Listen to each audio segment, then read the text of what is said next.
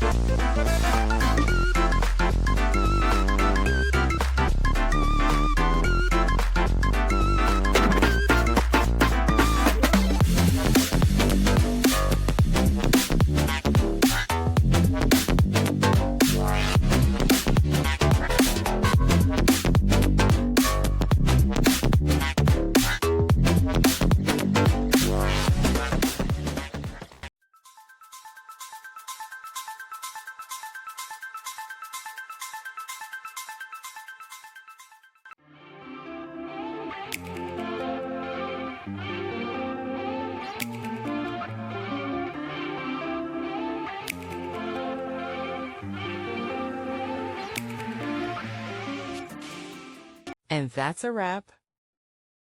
I hope you found the answer you were looking for. If you did, take a second to hit that subscribe button. It really helps out.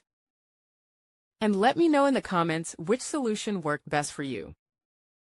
See you next time in the debug zone.